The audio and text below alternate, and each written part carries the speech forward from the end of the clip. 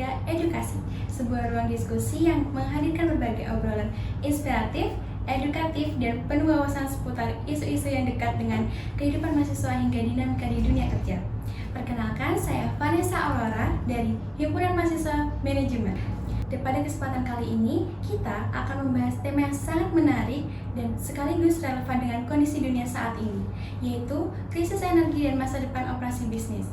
Strategi bertahan di tengah lonjakan harga bahan bakar minyak. Belakangan ini, kita sering mendengar pemberitaan mengenai konflik di Timur Tengah yang melibatkan kawasan Selat Hormuz. Mungkin sebagian dari kita bertanya-tanya, mengapa konflik yang terjadi ribuan kilometer jauh dari Indonesia justru dapat berdampak pada harga bahan bakar minyak, biaya logistik, bahkan harga berbagai kebutuhan sehari-hari. Nah, untuk membahas topik ini lebih mendalam, hari ini telah hadir bersama kita narasumber yang luar biasa, yaitu Ibu Tria Putri Noviasari, SE MSc, selaku dosen Program Studi Manajemen Fakultas Ekonomi dan Bisnis Universitas Jember. Halo Ibu Tria, apa kabar Ibu hari ini? Alhamdulillah kabar baik. Alhamdulillah, senang sekali mendengarnya Ibu. Terima kasih Ibu karena telah berhadir bersedia meluangkan waktu untuk berbagi ilmu dan pengalaman kepada kita semua. Mungkin kita mulai dari dasar terlebih dahulu ya Bu. Mengapa Selat Hormuz menjadi jalur yang sangat penting dalam perdagangan minyak dunia? Dan apa dampaknya apabila terjadi gangguan atau konflik di wilayah tersebut, Ibu? Oke, baik, terima kasih sebelumnya karena sudah mengundang saya. Mungkin kita agak santai dulu ya. Sebelum saya jawab, saya mau tanya dulu. Oke, Bu. Selat Hormuz itu posisinya ada di mana? Di Iran. Di Iran? Iya. Yakin. Selat Hormuz itu adalah selat yang menghubungkan antara Iran sama Oman. Jadi Iran sama Oman di negara yang ada di Asia Timur, kita bilangnya kan. Dia masuknya Asia Timur. Bisa bilang Timur Tengah, tapi kalau secara kontingen dia masuknya di Asia Timur seingat saya. Tahu lebarnya Selat Hormuz itu berapa kilo? Cuma 33 kilo. Jadi cuma 30-an kilo. Bayangkan 33 kilo itu kalau misalnya sekarang kita nih ada di Jember, 30 kilo dari pusat kota Jember itu sampai mana? Mungkin sampai Tanggul, sekitar itu lah. Nggak sampai Lumajang, bahkan masih di dalam kota nih. Iya. Dari pusat kota Jember ke Tanggul, cuma selebar itu, tapi dia dilalui oleh semua kontainer yang memuat komoditas apapun, baik itu dari dan ke Iran dan Oman. Satu dunia lewatnya situ. Jadi yang dari Iran mau ke kawasan Asia, kemudian yang dari kawasan Asia ataupun yang dari Eropa mau ke kawasan Asia Timur, semuanya lewat situ. Jadi kalau misalnya tadi pertanyaannya adalah seberapa penting sih? Penting banget. Kalau misalnya kita ngomongin di global supply chain ya, Selat Hormuz ini, dan tidak hanya Selat Hormuz sebenarnya, ini kan yang banyak dibahas Selat Hormuz karena ada konflik nih. Iya. Nah, sebelum itu sebenarnya kayaknya sekitar tahun 2021 itu juga ada kasus, bedanya di Afrika. Terusan Suez, pernah mendengar? Harusnya pernah. Terusan Suez itu adalah teluk yang menghubungkan antara benua Afrika sama benua Eropa dan Asia. Asia. Kalau yang ke Eropa kan yang atasnya. Nah ini yang agak di kanannya nih sama Mesir. Jadi Mesir ke Asia. Itu juga sama. Bahkan lebih kecil dari 30, nggak sampai 30-an kilo. Kasusnya waktu itu nih ya, ada satu kapal kontainer gede, dia panjangnya itu ratusan meter, terbawa arus, jadi yang posisinya dia itu harusnya lurus, dia jadi melintang. Karena dia melintang kayak gini, terjadi titik kemacetan nih, yang mau ke atas nih, katakanlah ini dari bawah nih ya, dari Asia mau ke atas, mau ke Eropa nggak bisa. Yang dari Eropa, dari Amerika, dari Eropa mau ke Asia juga nggak bisa. Penyelamatannya butuh lebih dari seminggu, hampir 2 minggu waktu itu belum kelar. Karena kita berbicara kapal sebesar itu terus mau dibelokin dan lain sebagainya, terjadi kemacetan, yang komoditas yang dikirimkan ke banyak negara pun akhirnya terhambat. shipping dari US ke Asia yang dijanjikan seminggu, sebulan belum nyampe dan lain sebagainya. Itu adalah salah satu gangguan yang sebenarnya mirip kalau misalnya kita mau ngomongin sama-sama hambatan nih ya. Kita berbicara choke point. Choke point itu, choke itu kan berarti mencekik ya, point mencekik gitu. Poin yang kemudian kalau misalnya pakai istilah operations yang lain lagi, dia sebenarnya bottleneck tuh di situ. Jadi kalau misalnya terjadi gangguan di sana, pasti efeknya domino ke yang lain. Kalau misalnya nggak bisa melewati titik itu di waktu yang tepat, pasti ke belakangnya akan jadi lambat juga, akan jadi terlambat juga. Tuh, jadi balik lagi seberapa penting banget, terutama untuk global supply chain dan terutama untuk komoditas-komoditas yang krusial. Nah, kita kemudian berbicara bedanya kemudian terusan Suez dengan Teluk Hormuz nih, komoditas mungkin tadi udah disebutin di judulnya ya, kita berbicara energi dan lain sebagainya. Pasokan energi dalam tanda kutip di sini minyak ya, itu memang paling banyak pasokannya dari Timur Tengah, dari Asia Timur itu, dari Iran, dari Oman dan negara-negara sekitarnya, yang kalau mau keluar kontainer-kontainernya itu harus lewat situ. Kontainer kosongnya dari negara-negara lain kalau mau balik ke sana juga harus lewat situ. Jadi begitu di situ macet, ya sudah, berarti kan pasokannya macet juga. Desa Hormuz itu merupakan jalur utama ya Ibu dari distribusi perdagangan minyak dunia. Betul. Saya sebenarnya kurang menghafalkan geografinya ya, tapi itu adalah jalur utama yang paling efektif. Bedanya dengan terusan Suez itu masih ada alternatif. Jadi kalau misalnya yang terusan Sueznya itu nggak bisa dilewatin, kita bisa lewat bawahnya Afrika. Cuma resikonya bajak laut, arus Samudra Hindia dan lain sebagainya. Nah, kalau yang si Teluk Hormuz ini, sependek yang saya tahu, hampir nggak ada alternatifnya. Jadi memang harus nunggu. Kalau misalnya emang nggak boleh lewat, ya berarti nggak bisa lewat yang sana, soalnya kanan kirinya daratan. Mungkin belakangan ini kan karena ada konflik tersebut, masyarakat juga menyoroti kenaikan harga BBM yang bahkan mencapai sekitar Rp16.250 per liter, yaitu BBM non subsidi Pertamax. Menurut Ibu Tria, bagaimana hubungan konflik di Timur Tengah, kondisi Selat Hormuz, serta harga minyak dunia terhadap kondisi tersebut? Oke, nah ini udah agak menjauh lagi ya diskusinya. Kalau sekarang kita pakai analogi gini, kalau mbaknya mau minum, di depan ada vending machine nih, ya tinggal untuk yang 600 ml tinggal masuk bayar kris 4.000, selesai.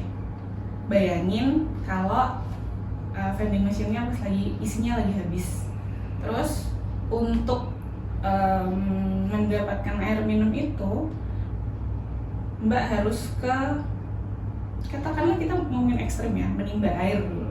Menimba air, merebusnya untuk mendinginkannya, untuk kemudian bisa diminum. Effort yang kita luangkan untuk mendapatkan sama nih airnya, kemudian lebih banyak yang mana di satu titik waktu itu. Untuk yang menimba, merebus dan lain sebagainya kan, ini yang kemudian terjadi. Jadi untuk mendapatkan sumber daya yang semulanya mudah, nah ini kan dengan biaya kolektif juga, sekali kirim kan bukan satu truk ya, tapi satu kapal kontainer yang gede, yang volumenya itu berbicara kita ratusan ton. Biaya kolektif, sama-sama orang manajemen udah pernah belajar tentang biaya variabel dan fixed cost ya. Jadi semakin banyak yang bisa dikirimkan, maka biaya fixed cost-nya tuh per unitnya bisa dihitung kecil kan. Biasanya kita mudah kemudian mendapatkan kiriman itu. Dengan dia kemudian terhenti, kita kemudian kan kalau misalnya tetap mau memproduksi atau melakukan sesuatu, maka apa yang harus dilakukan? Mencari sumber daya alternatif. Mencari sumber daya alternatif ini, yang pertama itu tadi, effortnya pasti tidak semudah biasanya. Itu yang pertama. Yang kedua, bisa jadi effort yang tidak lebih mudah ini ratusan kali lipat lebih susah. Mulai dari nyari pemasoknya. Nah, bisa jadi pemasok yang mungkin pemasok cadangannya yang biasanya kalau misalnya di kondisi normal itu bisa, dia juga kesusahan nih. Dia sendiri pasokannya juga macet. Kemudian akhirnya nggak bisa mengiyakan apa yang kita mau. Telepon lagi ke pemasok lainnya, nyari lagi di web, nyari lagi ke negara mana. Apakah kemudian yang punya sumber minyak itu hanya Timur Tengah? Bukan, masih ada negara-negara yang lain. Cuma pasokannya kan kemudian tidak sebanyak Iran dan kawan-kawan, sehingga ini juga kemudian menjadi kesempatan dan kesempitan di waktu yang sama. Ketika kemudian ada banyak permintaan yang katakanlah dimasukkan oleh negara-negara ataupun perusahaan-perusahaan yang biasanya mendapatkan pasokan minyak dari Timur Tengah, kemudian mereka mintanya ke Australia, mereka mintanya ke US, ke Meksiko dan lain sebagainya. US, Meksiko dan Australia dan negara-negara lainnya itu kan kemudian juga bukan diiyakan aja. Mereka punya kontrak bisnis sama perusahaan-perusahaan sebelumnya, negara-negara sebelumnya, itu yang harus diutamakan. Kemudian mereka pun bukan artinya tidak mendapatkan kesulitan dari terhambatnya jalur yang di Selat Hormuz. Jadi, nah dari kemudian effort yang kemudian harus dituangkan lebih banyak ini, efeknya domino ke sampai level individu. Effortnya yang dituangkan lebih banyak sehingga usaha kita kemudian apakah tidak mau dihitung secara nominal? Dihitung. Kamu tadi menimba kalau misalnya nyuruh orang harus bayar. Kalau misalnya mau merebus air butuh panci, pancinya butuh beli. Kalau merebus airnya pakai api, beli gas. Gasnya dibeli dengan uang, dan ini kan kemudian ditambah sehingga ini yang kemudian menyebabkan harga-harga naik, terutama produk-produk yang berbahan dasar minyak lah. Tadi yang disebutin adalah Pertamax jadi 16.000 si minyak itu sendiri. Terus mungkin saya agak lanjut, plastik itu bahan dasarnya minyak. Makanya kenapa memang sih berkesinambungan sama peraturan yang lain untuk sustainability dan lain sebagainya, penggunaan plastik dikurangin ya. Tapi yang coba kalau misalnya mengamati belanja di pasar atau di UMKM yang semulanya tidak berbayar plastiknya jadi mau nambah plastik enggak ya. Atau mungkin di toko yang jual plastik sendiri coba dia matiin gelas plastik, bahkan paper cup, karena paper cup itu juga ada plastiknya, itu harganya naik-naik. Ini nyambung ke industri yang lain, baju pun bahannya sebagian tergantung kainnya ya, apalagi yang polyester itu kan dari plastik, memang pasti naik. Usaha logistik pengiriman yang biasanya kalau belanja online ongkirnya gratis bisa jadi berbayar karena mereka kemudian kan juga butuh operasional yang lebih tinggi. Nah, seberpengaruh itu efeknya sebesar itu. Di negara-negara yang lain yang nggak ada BBM subsidi sama yang non subsidi ataupun yang ada itu semuanya udah naik, terutama di negara-negara yang memang dia dinamis pergerakannya. Jadi misalnya kayak di negara-negara itu kan yang menyediakan minyak itu bukan negaranya ya. Kalau misalnya kita kan BUMN, ada BUMN yang mengelola distribusi minyak itu. Kalau misalnya di banyak negara yang lain itu nggak ada tuh BUMN yang mengelola minyak. Jadi memang udah ke swasta semuanya. Nah, swasta semuanya kan kita berbicara BEP, kita berbicara HPP dan lain sebagainya. Jadi sangat-sangat dinamis, naik terus, semuanya naik. Kedepannya sebenarnya agak ketar-ketir nih. Apakah negara kemudian punya cadangan sumber daya keuangan yang makin ke belakang makin cukup atau makin gak cukup untuk menekan pergolakan harga minyak ini. Ya, kita berharapnya konfliknya segera selesai dan bisa reduce the effect yang sudah terjadi gitu. Oke, kalau misalkan kita melihat dari sudut pandang manajemen operasi, Ibu, bagaimana kenaikan harga minyak dan BBM mempengaruhi biaya perusahaan manufaktur serta aktivitas rantai pasokan? Oh, oke. Ini udah ke-mention sedikit Iya. ya yang sebelumnya. Jadi nyambung dari situ karena kebanyakan nih proses produksi modern sekarang itu udah semuanya, kalau misalnya mau dibilang serba minyak itu bisa. Mesin butuh oli dari minyak. Packaging butuh plastik dari minyak. Bahan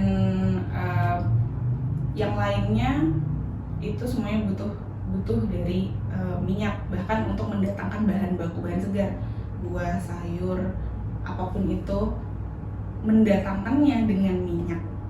Sehingga kalau sebelumnya dengan modal katakanlah sekian gitu, modal 100 itu udah bisa HPP, maka sekarang udah nggak bisa nih, udah nggak bisa HPP. Kalau misalnya udah nggak bisa HPP kan nggak akan BEP. Sangat-sangat berpengaruh sih. Nah, dari sudut pandang operations ini kemudian mungkin kita agak mundur sedikit ke belakang ya. Ini sebenarnya bisa masuk ke bagian supply chain. Jadi supply chain itu adalah jaringan dari proses-proses yang interconnected, yang saling berhubungan. Jadi di dalam ataupun between ataupun antar perusahaan. Jadi kita kan sama kayak manusia nih, kita nggak bisa hidup sendirian. Perusahaan pun dia nggak bisa eksis sendirian. Dia pasti butuh pemasok, minimal dia butuh pemasok dan dia butuh konsumen. Nah, itu konsumennya bentuknya individu ataupun bentuknya bisnis, distributor kah, agen kah, dan lain sebagainya. Nah, untuk kemudian memungkinkannya operations merubah input menjadi output, mereka kan butuh transformasi. Proses transformasi ini kemudian terjadi di dalam dan di luar perusahaan. Mulai dari proses pengadaan sumber daya inputnya itu sampai proses pengiriman finish good-nya keluar. Nah, ini butuh banget koordinasi di dalam dan di luar organisasi. Artinya hubungannya ini saling dependen. Jadi kalau misalnya ada gangguan di satu, nah kita harus bersiap nih. Apakah kalau misalnya kita nggak bersiap, kita akan kena gangguan itu. Tapi kalau misalnya kita bersiap, misalnya dengan manajemen risiko yang baik, kita punya strategi untuk mitigasi. Nah, dari sudut pandang supply chain, ada yang disebut sebagai supply chain resilience. Jadi supply chain resilience kan kalau di bahasa Indonesia kan berarti ketahanan rantai pasok nih. Ketahanan itu biasanya diartikan sebagai kemampuan perusahaan untuk cepat bounce back, kembali ke titik awal. Jadi berdiri terus jatuh secepat apa dia bisa berdiri lagi gitu. Padahal kalau secara teori dan praktiknya nih ya, supply chain resilience itu lebih dari itu. Supply chain resilience ini salah satu yang bisa membuat perusahaan itu bertahan atau gulung tikar. Kita biasanya nyebutnya 4R: readiness, response, recovery, sama redesign. Jadi kalau misalnya pakai sudut pandang manajemen risiko tradisional, kita itu cuma menghitung probabilitas kejadian yang mungkin terjadi, kejadian buruk ya, gangguan lah, kita ngomongnya gangguan. Probabilitas gangguan yang mungkin terjadi itu dihitung berdasarkan data historis. Jadi kita menghitung probabilitas terjadinya sesuatu yang secara historis itu sudah pernah terjadi atau terjadi di orang lain. Nah, itu bisa kita hitung. Nah, sedangkan resilience itu tetap terbuka. Cara pandangnya adalah tidak hanya untuk hal-hal yang punya probabilitas untuk terjadi, tapi kita terbuka bisa jadi terjadi sesuatu yang tidak kita pikirkan. Nah, mereka kemudian dengan sudut pandang supply chain resilience ini lebih menekankan pada gimana caranya kita siap kalau kita mendapatkan kejutan. Nah, tadi di readiness-nya, readiness itu dasarnya adalah supply chain visibility. Nah, supply chain visibility itu ya seperti namanya, visible, bisa terlihat. Nah, apa nih yang bisa terlihat? Singkatnya, supply chain feasibility itu menjawab pertanyaan seberapa jauh perusahaan bisa melihat di belakang tier 1 pemasok dan tier 1 konsumennya. Jadi kalau misalnya saya punya usaha, pemasoknya Mbak, saya seberapa jauh saya bisa melihat Mbak itu punya berapa pemasok di belakangnya. Nah dari situ kemudian punya early warning system nggak? Jadi kalau misalnya Mbak dapat gangguan, saya bisa tahu ketika gangguan itu sudah berefek jauh atau dari awal. Nah ini dengan ada banyak strateginya dengan information sharing dan lain sebagainya. Yang kedua, response. Dengan adanya sistem yang kayak gitu, udah siap dengan readiness, akhirnya mereka punya early warning system, punya media berbagi informasi dengan pegawainya sendiri dan dengan mitranya. Mereka jadi punya kemampuan untuk mengambil keputusan dengan cepat. Karena kalau misalnya sudah konflik nih, penekanannya itu ya sama-sama penting ya, tapi yang lebih penting itu adalah untuk bisa mengambil sikap dengan cepat dibandingkan mengambil keputusan yang benar. Kasarnya gitu, tapi bukan berarti mengambil keputusan cepat dan keputusannya salah. Memang keputusannya yang benar itu kan udah dipupuk dengan readiness tadi, dengan dia sudah punya sistemnya sudah memberikan informasi, memberikan data, artinya kita bisa mengambil keputusan yang cepat dengan data-data yang terkumpul dari sistem yang udah kita pupuk, yang udah kita bangun dari awal. Menang ini juga jadi lesson learn dari COVID 2020 sampai 2022 gitu. Global supply chain itu ancur-ancuran. Nah, perusahaan-perusahaan yang bisa bertahan itu adalah perusahaan-perusahaan yang bisa mengambil keputusan dengan cepat. Jadi mereka nggak nunggu jatuh. Kalaupun sudah jatuh, mereka bisa mengambil keputusan cepat untuk bisa berdiri lagi. Itu respons. Nah, setelah mereka kemudian bisa memberikan respons yang baik, mereka kemudian seberapa cepat bisa recover. Nah, kebanyakan nih, karena industri sekarang ini sudah geraknya cepat banget ya, seberapa cepat bisa kembali ke output awal itu dihitungnya satuannya hari, bukan minggu, bukan bulan. Jadi kalau misalnya terganggu nih 3 hari kita terganggu karena input kita terganggu sehingga output kita juga berkurang. Nah, seberapa dari titik hantam ya di day gitu, titik hantam berapa hari sampai dia bisa menghasilkan output level normal. Kita nggak peduli apakah inputnya normal, apakah ganti pemasok atau kayak ini, pokoknya yang hasilnya kalau misalnya normalnya 10, berapa hari dia butuh bisa sampai menghasilkan 10 lagi, itu recovery. Kemudian poin yang paling penting yang membedakan supply chain resilience dengan manajemen risiko sederhana itu orientasinya ya untuk mitigasi. Kalau misalnya dicegah, kalau misalnya dia terjadi maka recovery action yang kita lakukan ini orientasinya mengembalikan perusahaan ke steady state awal. Sedangkan di supply chain resilience kita terbuka, balik lagi perspektifnya itu terbuka. Bisa jadi gangguan yang terjadi ini membawa perusahaan ke perubahan yang lebih baik. Jadi menganggap gangguan sebagai gangguan dan sebagai katalis perubahan. Ini udah banyak kejadian juga di yang setelah COVID, karena lumayan panjang ya gangguannya selama hampir 2 tahun, bisa banyak diamati. Oh ternyata perusahaan-perusahaan sekarang akhirnya tidak menggantungkan, salah satu contohnya ya, yang biasanya jualan cuma offline jadi ada jualan online juga. Itu belajar dari saat COVID, karena orang-orang nggak mau keluar rumah, dilarang keluar rumah dan lain sebagainya. Ini adalah perubahan yang mungkin nggak dipikirin sama beberapa perusahaan kalau tidak terjadi gangguan. Nah itu 4R itu tadi. Berarti yang terakhir itu adalah redesign. Jadi setelah recovery mereka kemudian belajar, oh ternyata kalau misalnya terjadi gangguan kayak gitu nih, sebaiknya aku punya kemampuan apa, sehingga mengembangkan readiness tadi itu dengan meredesign apa yang sudah ada.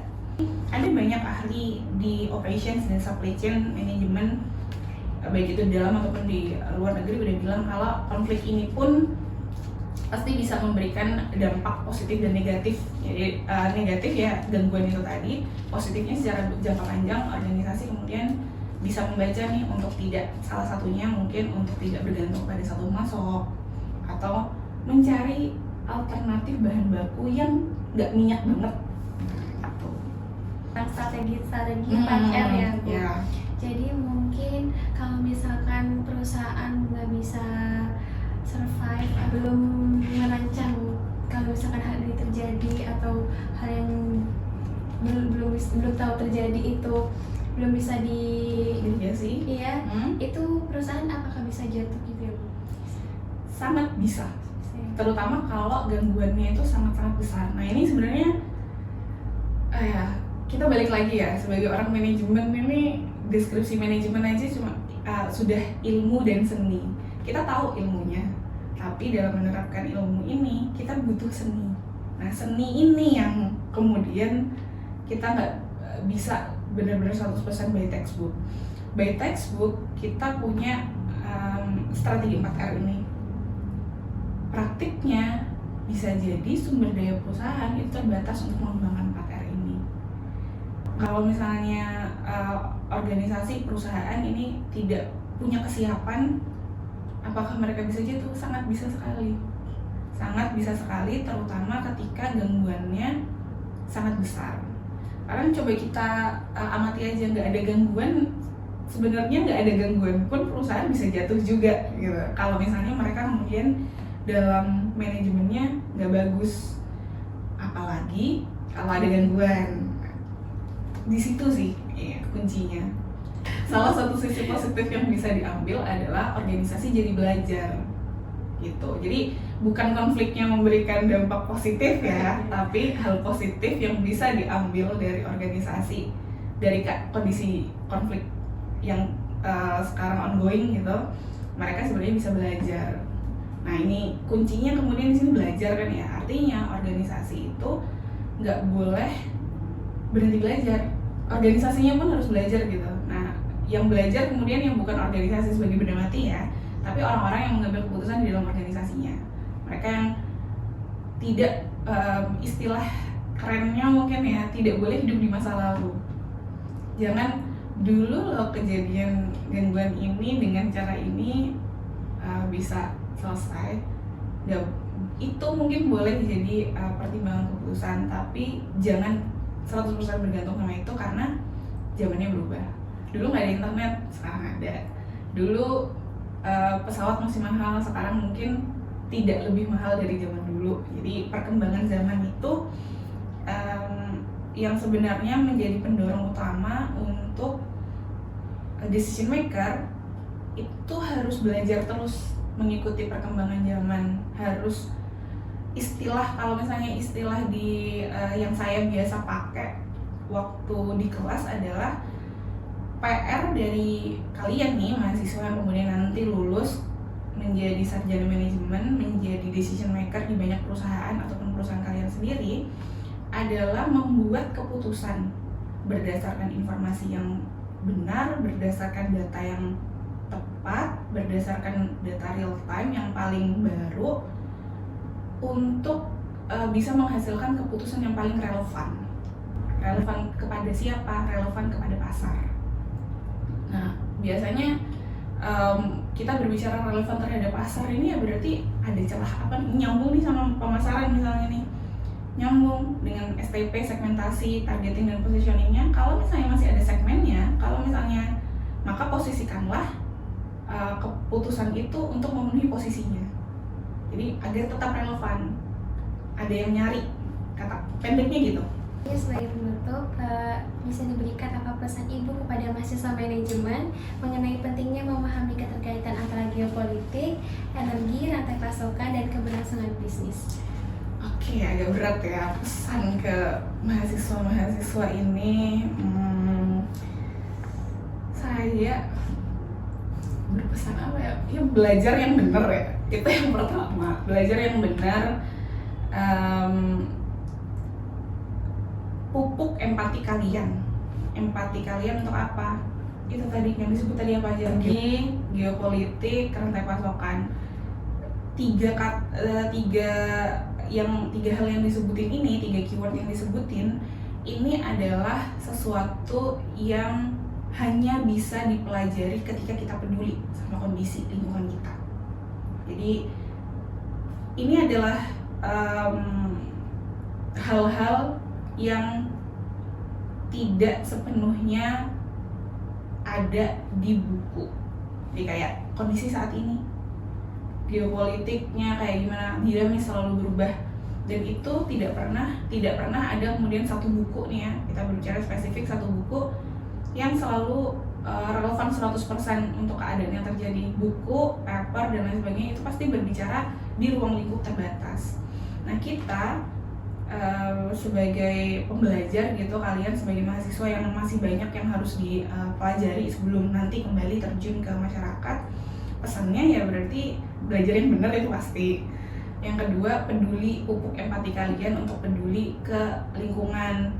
Kalau misalnya saya berharap mahasiswa FEB, terutama mahasiswa manajemen nih, atau mungkin mahasiswa saya lebih kecil lagi skopnya, itu udah nggak ada lagi yang punya pikiran bahwa politik itu mengaruh di hidupku, ya. Karena it's all about politik.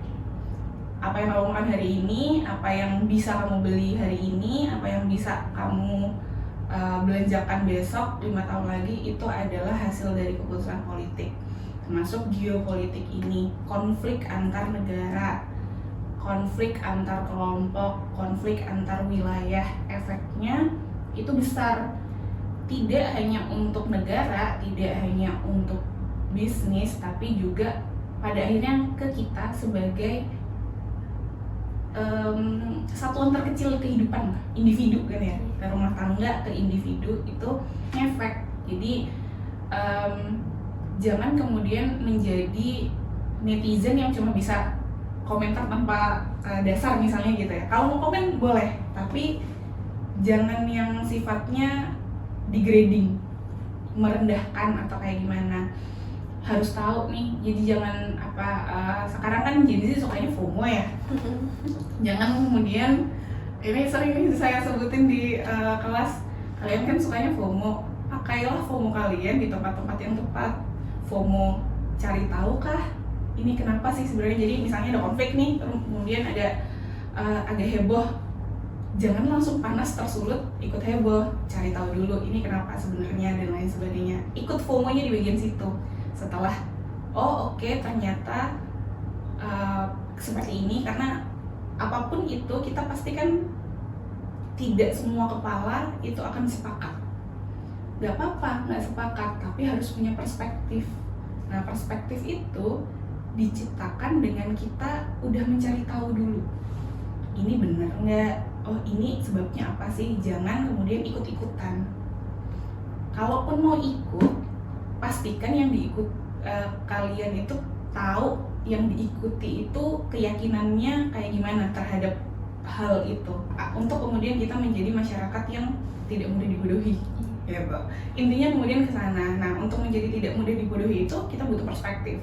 Untuk bisa punya perspektif kita harus banyak tahu, banyak terekspos sama informasi-informasi yang terkait perkembangan ini, yang kemudian di backup dengan pengetahuan akademis.